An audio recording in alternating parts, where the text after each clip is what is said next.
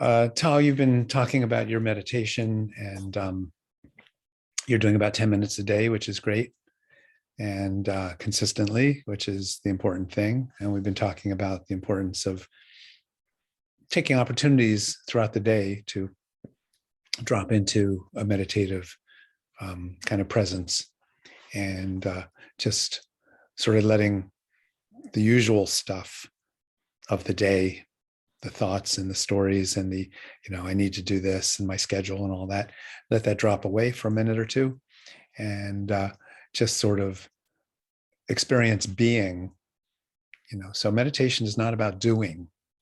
We're not trying to accomplish meditation.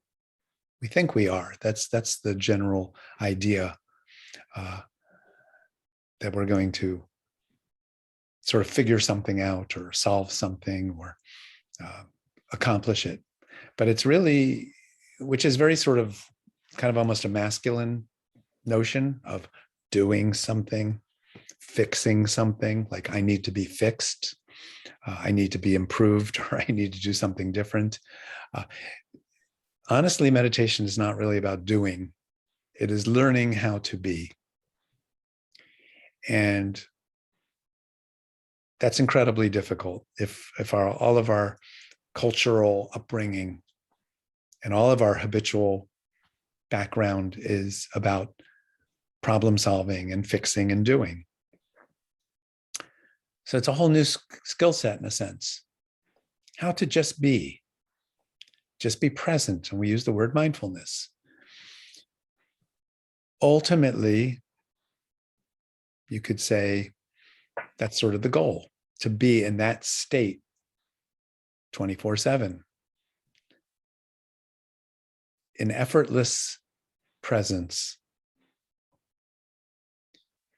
So 10 minutes a day is great. And then in the shower, a few minutes, or getting in or out of the car, a minute here, a minute there, great. I did want to share something that a great Lama once was asked, how long should one meditate if one really wants to make significant progress or headway? And you probably won't like his answer, but I thought I should share this anyway. He said about 4 hours a day. So my point is, we all start where we start, and there's no problem, and everything is good. And we don't have to compare ourselves or, get daunted. But I think it's nice to have a sense of even what the potential is, where things could go. So maybe you could think in terms of 5 or 10 years from now, maybe I could get up to a few hours a day. So you might think about it like that. So again, it's not to make you feel inadequate because you only do 10 minutes, but you can think about that. This is a journey. This is a path. And 10 minutes is great. And then maybe in 6 months. I have to correct you. I've actually been doing 12 minutes. All right. Whoa. So you're well on your way. I figured I'd add a couple of minutes just to inch it up a little bit. So maybe in 3 or 4 months, maybe by springtime, you're doing a half an hour at a time, because I think that's actually realistic. In many, let's say, Dharma centers that I've been around or exposed to, often it's like anywhere from 30 to 60 minutes, like one day a week. The way I was trained many moons ago, on Saturday mornings, I think it was, we would do a 60-minute, a 1-hour meditation. And it was really challenging, I must say. However, boy, does it accelerate you. Boy, does it train you. It teaches you about patience, it's not just gritting your teeth and enduring, but it's about watching our mind. And when the mind is impatient, that's a great teacher. Like, look at the impatience. as opposed to normally we don't like something, we act on it. If we don't like something, if we don't like what's on TV, we change the channel. You know, if we don't like the food on our plate, well, we eat something else. You know, but meditation, we want to learn how to be in all situations. And honestly, there's not going to be any substitute for Buddhist practice is the practice of meditation. Now, there's Buddhist learning, there's Buddhist sort of scholarship, there's Buddhist studies. That's different. I am really drilling down and focusing on something in these videos, which we've been doing now for several months.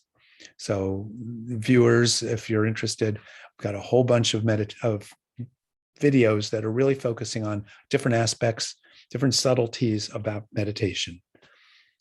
So I'm not here to really talk about Buddhist scholarship and train and the kind of study like that. That's important. I'm not saying it's not. I'm saying my focus as a teacher, I feel the important thing for most beginners and Westerners is to get off on the right foot and really develop and learn a good, strong meditation practice that will be your lifelong companion and will only get better as you get experienced with it. We have to pay our dues. We have to go through the sort of those challenges. It will only make us stronger. It'll only make us, our minds more ultimately more experienced.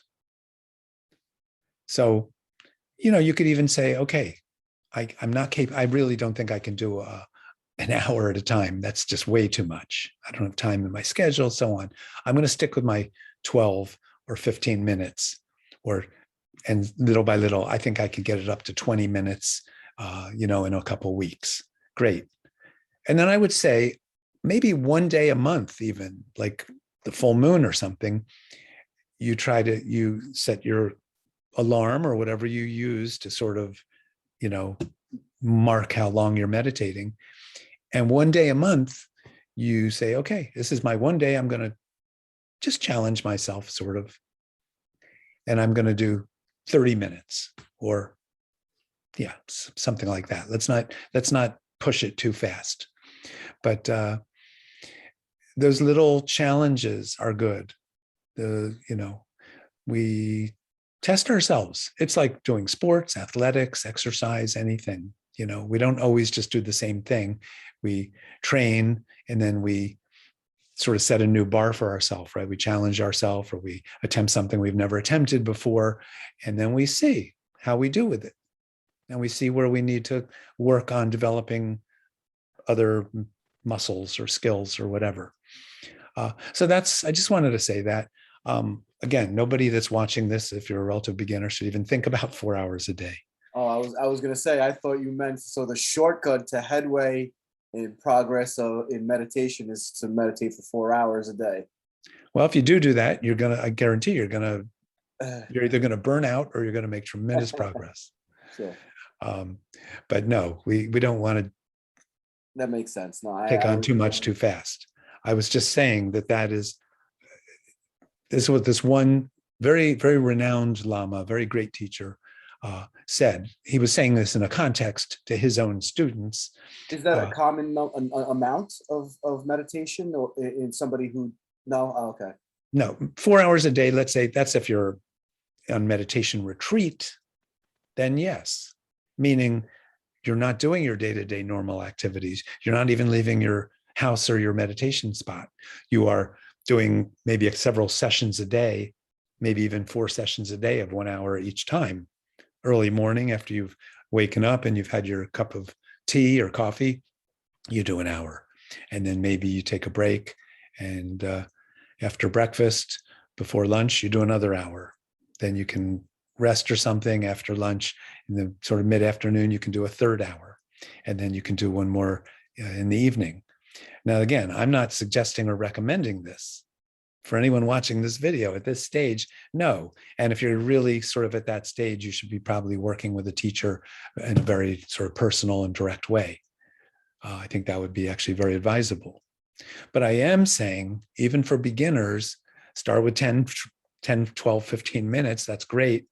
But don't get complacent and think that's all I'm going to do for the rest of my life. That's enough. If you are seriously on this path. Now, I've said before, many people approach this as sort of like, it's almost like a hobby. I'm going to do a little meditation, I add that into my life with all the other sort of holistic or new agey or good things I do for myself, and it's part of the mix. Well, that's okay. I'm not going to knock that. That's fine. However, at least you're listening to me teaching from my background and experience, so I have to share this.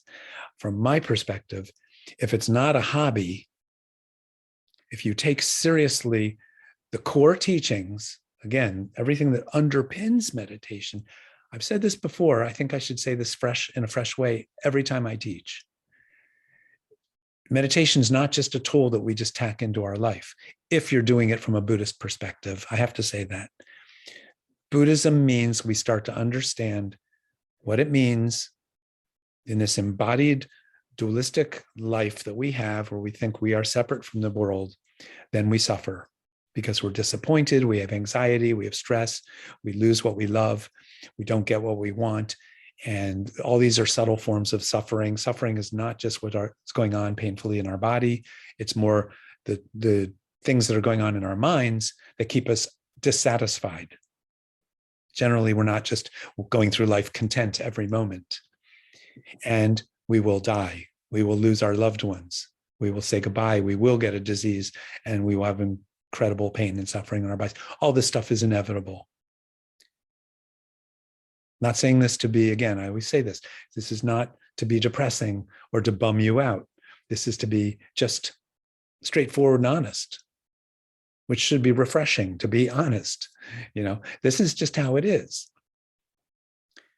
And again, from the Buddhist perspective, at some point, we probably need to address the 900-pound gorilla in the room, which is that death, and then even we talk about reincarnation, which again is not something Westerners really like to hear or think about or even acknowledge or agree to. But it is something that needs to be talked about at some point.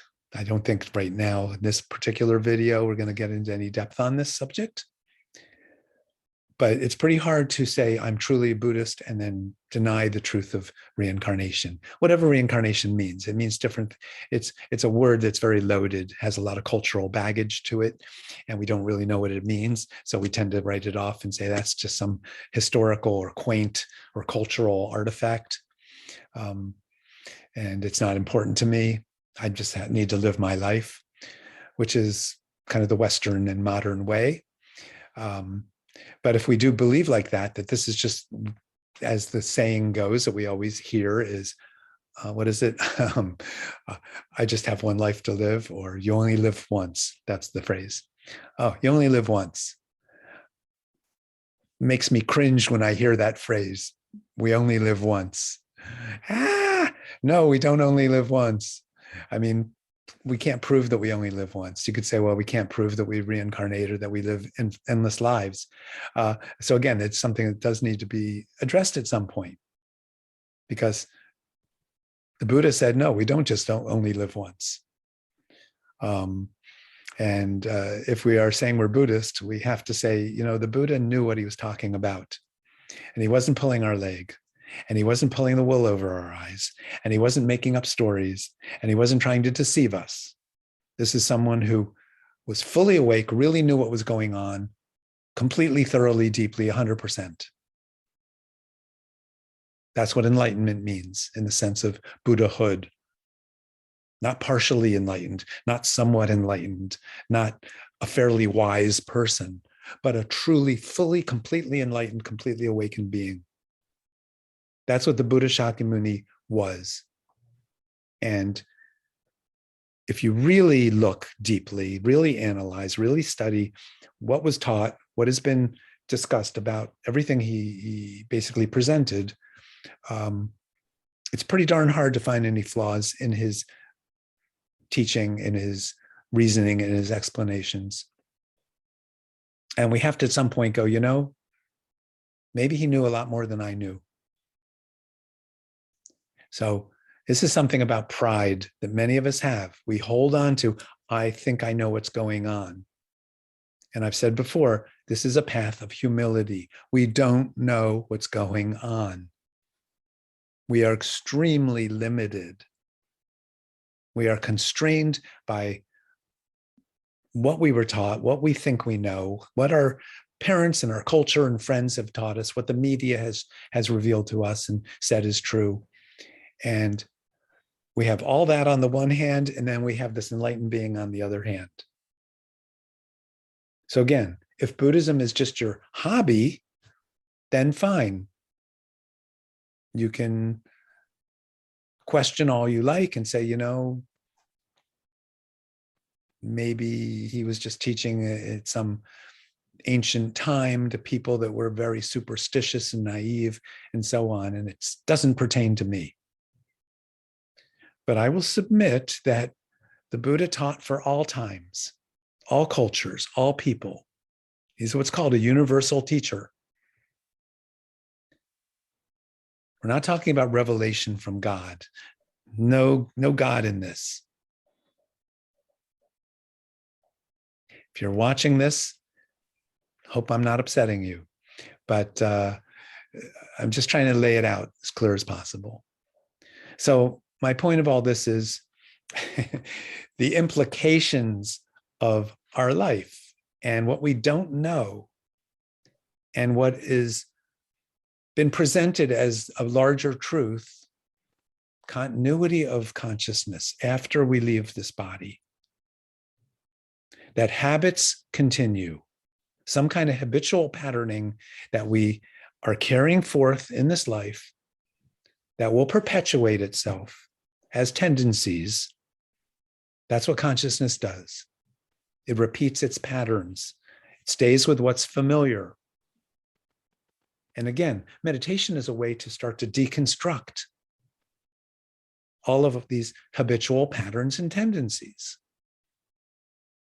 So we're completely fresh, completely naked, completely innocent. We don't know. So again, I don't teach Buddhism as a hobby to people that want to take it as a hobby, or meditation to people that just want to tack on a little meditation practice into their life. I've said this before, to get rid of your headaches or lower your blood pressure. If that's what you want, that's great. Lots of videos available for all of that. No problem. But if you're watching these videos, I am addressing those of you who really feel Buddhism is something higher, something deeper, something more profound. It's not just another thing to tack into our lives. That's my point. So from that standpoint, moving up to much more time of meditation, the only thing that will really break apart our habitual tendencies and patterns and offer us the opportunity to free ourselves is meditation. I think it's meditation that's supported by some study or, training our intellect and so on. That's all very important. But it's meditation itself is literally the only thing that will actually crack you open so you're not just on automatic pilot in your life.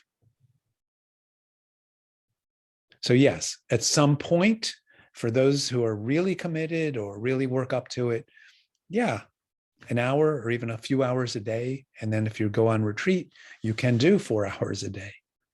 easily. You can do much more than that. I realize this is a heavy load I'm sort of presenting, and it's not for everyone. And it's not intended to be. And Buddhism is not for the masses. This isn't mass marketed, to be just consumer stuff. So not everyone has the, quote, karma to even encounter this path, much less really embrace it, really fall in love with it. So I've often said this to students in the past. I have said almost these exact words. My hope for you is that you will fall in love with your meditation practice. If it's a chore, if it's just a pain in the butt, if it's something you just have to endure because you think it's going to be good for you, it's not going to work. It's not going to work because you won't stick with it. You have to think about the long term, the rest of your life. And I often say it's like brushing your teeth. You don't think of going a day without brushing your teeth. You don't think of leaving your house in the morning without brushing your teeth first. Meditation's virtually the same thing. It's hard to conceive of a day without doing meditation. It's mental floss. So cleanse your mind. Again, be present. Drop expectations. Drop the patterns. Drop the habitual tendencies. And just be present, meaning be mindful. Just be the observer that's watching what's going on in your mind, in your life, but mainly in your mind. What's going on in your life is perceived through your mind. Everything's perceived through our mind. So we watch our mind. Where does your mind go? Even when nothing's happening, where does your mind go? And if something is happening, where does your mind go? If you're tired, where does your mind go? If you're bored, where does your mind go? If you're angry, where does your mind go? Just look. You don't have to judge it. You don't have to have stories and expectations. That's the whole point. Learn to be, not to do. Practice being. What does that even mean? We don't even know what it means until we get a taste of it. There's an example it's traditionally has been given, which is if you've never tasted sugar, you don't know what the word sweet means. But once you put a little sugar or honey on your tongue, you know what sweetness is. So I can use these words about mindfulness or being present or, stuff like that. But unless you taste it yourself, you're not going to know what these words even mean. You're just having an intellectual idea. Oh, he means this. Well, it's pointless. It's useless what you think I mean. You develop your own experience. That is Buddhism. That is meditation. That's the path of Dharma. That's self-empowerment. Nobody is telling you what to believe or think or do. Even this stuff about reincarnation, you can get an intuitive understanding of what that's meant by, and then backed up by logic and reasoning and study. Yes, to at least get you a handle on it. But then we always take it further through meditation. We have some experience. So I kind of just threw a lot at you, and you, the viewer, maybe more than you bargained for. I'm not trying to overwhelm anyone or be intimidating. This is a journey we're all on. We're all doing ourselves. This is not about comparing ourselves to anyone else.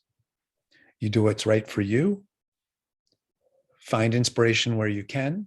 There's many great teachers out there. I am not one of them, but there's many great lamas and teachers, many great books, many great teachings. Avail yourself. As they say, be like a person in the desert, dying of thirst. Here's your water. The Buddha has your water. It's fresh and clean water. It's pure. Check it out. So this was very spontaneous. I didn't intend to say any of these things. Tonight, I came with no agenda whatsoever. This is just all off the top of my head and out of my heart. So if it's of any benefit, great. I hope it helps.